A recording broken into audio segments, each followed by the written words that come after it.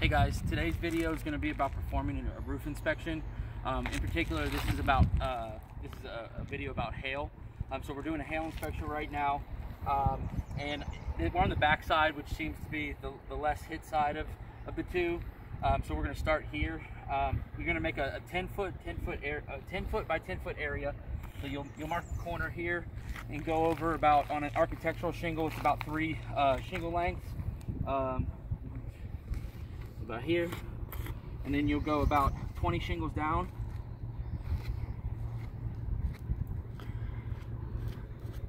You'll just make the corners of the square to start, and then in this area is where you're going to search for your damaged shingles. Here it looks like we either had a critter or we possibly had some wind. I'm going to mark it for wind, although State Farm will argue that.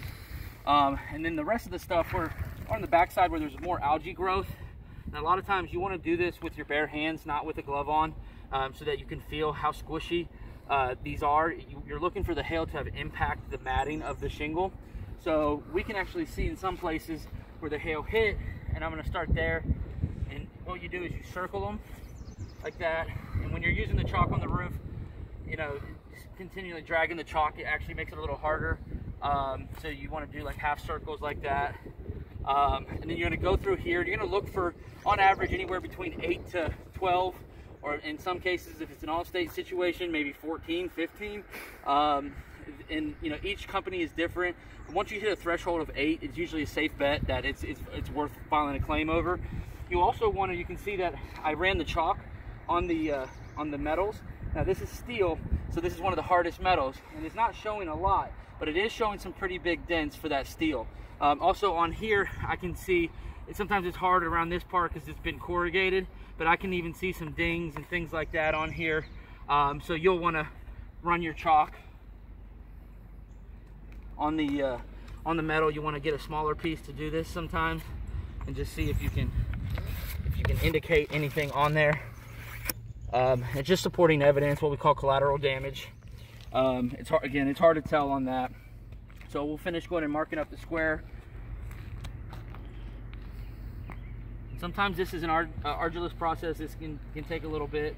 And on an architectural shingle, they don't actually want you to find hail on the laminate portion on top. Most insurance companies will want you to look for the hail on this portion. They claim that on this upper section, on the raised section, that it hasn't damaged the matting of the shingle, which is bullshit. But you know, we try to look at the parameters that they go off of. And when you see things like this, you can see here that there's fiberglass showing through.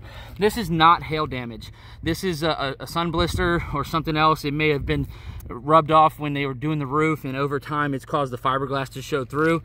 But that stuff is not hail. Like they had some wind and did a repair here at one point.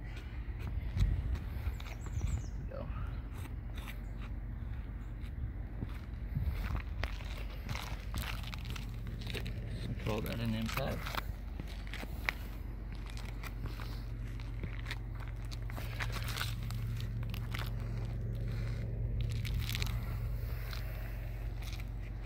Jason's going to give you some close-ups as I mark up this roof.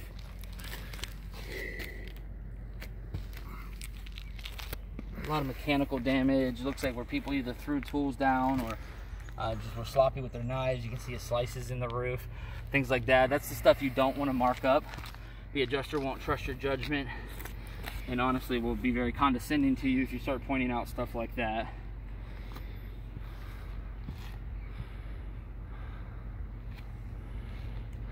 Again, this is the back side, so we weren't expecting to find a ton. It's the north slope. You can see the algae on this side versus when we go over to the front. You'll see how much lighter it is. That's the south side. It gets the most weathering and sun on the south side. That's also why moss grows on the north side of a tree, algae and moss grow on the north side of a roof. So that's how you'll know which direction you're looking at, and it'll also be an indicator from where the storm came from. We know for a fact that the storm came from the southeast, so it came this direction in. It did not come at this direction, so everything that it hit here, it kind of came down like this and bounced off and splattered. It didn't get a direct impact. So the front side's gonna have a lot more damage. So I'm gonna go ahead and count up what I found because I just don't see anything additionally. So 1, 2, 3, 4, 5, 6, 7. So you're gonna put, you can put back or BS, back slope, equals, we got 7 hail, or you can put H7, and then we've got 1 wind. And for each slope, back, front, left, right, you'll need to mark this up. And then you're gonna take an overview shot, like Jason is right now in this video, of this whole thing. Then you'll get a direct shot of the actual, what you actually marked up. And then you'll take some close-ups of this individual thing, this individual test square and the actual hail hits. And then you'll also take pictures of the supporting evidence, the collateral damage. Then you can, get some, if there's damage to the ridge caps, you can do that as well. And then you move on to the front side. So then we're gonna move over here, and this side has a lot of granule loss, and you can see like on the edges of the shingles, it's very shiny, which means fiberglass is showing through. It's very worn. So we're gonna actually, it's gonna be a little bit harder on some of this to see, but I think we're gonna find a little bit more here. See, this is something on the laminate, but I'm gonna call it, and I'm gonna go ahead and do my test square in this area.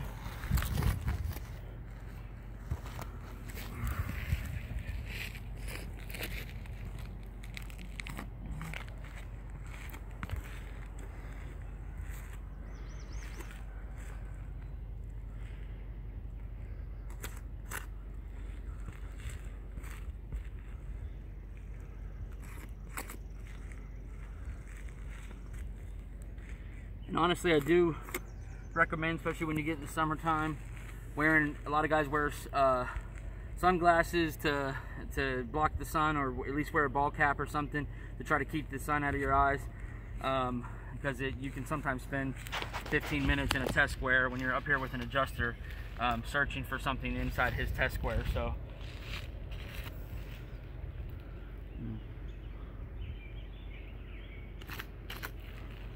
they're going to give us hell on this front side because of the granule loss. They're going to just say that this is wear and tear, when in fact that some of this is absolutely... Let's get a call. It's all right. So, shut it up. So, not the video. Decline? Yeah. So, when we're in this, so when you're looking in this and you see these, you're going to have to try to get some areas that have really good granule hits, and then that have supporting, like that have the squishiness to the shingles, that have the impact to the shingles.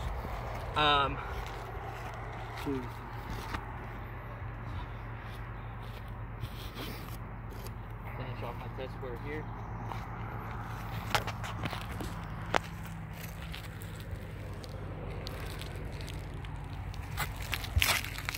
You can see, it's actually hard to see, but like in here, there's some sponginess to that here. This one's actually probably one of the best defined ones. You can see that the hail hit, it's in a circular pattern, but it's not completely round, and you've got, it does have some give to it. That's why you want to not wear gloves when you're searching for this. You will wear your thumbs raw doing it. But again, this is State Farm, so really if we find about 8 in an area that we can utilize that.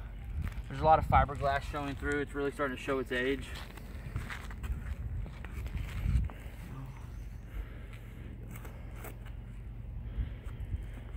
There we go. That's a good one. Here's probably one of the best ones yet. Have Jason get a close up. You can see that it's spider webbed, it's fractured out like a hailstone would be when it impacts. That is probably one of the most significant and clean ones that I've seen on this side of the roof. So we're gonna go ahead and call it on this one. We've got our 8. So we're gonna put front equals 8 hail, and then we have 0 wind, and you'll want to put a slash through your zeros just to indicate that it's not a hail strike. So, and then again, you'll get your overviews of this section, you'll get your close-ups. You also want to, we're going to go back over here to this side too. When you get to these pipe jacks, one thing that you'll need to do is you'll need to mark that you're gonna put pipe jack. You're gonna put pipe jack 1, and then you're gonna put a dash, and this is gonna be, I believe, a 2-inch. So then you'll put 2-inch, and then we're gonna make this pipe jack 2, and then this is about a 4-inch. But you'll actually want to take your tape measure and measure from the diameter across this, so that when we are ordering or writing things up, that we know exactly what we're looking at. Over here we got pipe jack 3, and that's another 2-inch pipe. And then this is a furnace vent. This is a steel one. It's supposed to be stainless, but it's rusting out around the bottom. But you'll want to measure this cap across the top here and the flue. But you can make a note of the flue size, but you'll want to measure the cap. This looks to be about a 12-inch cap. So you're going to put furnace 1, and then 12 inches. Again, don't eyeball this. I've been doing this for 20 years. You actually need to take your tape measure, run it across it to give us something accurate, because the adjuster will do that. They'll document the damage and in their photos and things like that. You also need to make notes on your inspection form that it has ridge vent. This has ridge vent almost on the entirety of it. It's not very raised off, and it actually, on some sections, this seems to be a high, at least on one of the other sections, a high profile ridge vent. So those are some of the things that you'll need to notate. Obviously this is an architectural shingle, and when we get you the Hague Engineering the shingle thickness testers, you'll be able to slide it up in here and gauge. It's actually called a shingle gauge. You'll be able to slide it on, lift one of these and slide it up underneath there and gauge how thick the shingle is by that. Those are all things that you'll need to put on your form and notate. Also, we've got Broan vents. You'll want to mark those Broan 1 and Broan 2. Any of the other accessories. It has chimney, but the chimney doesn't have any chimney flashing on it, any counter flashing. So if you walk over here and take a look at it,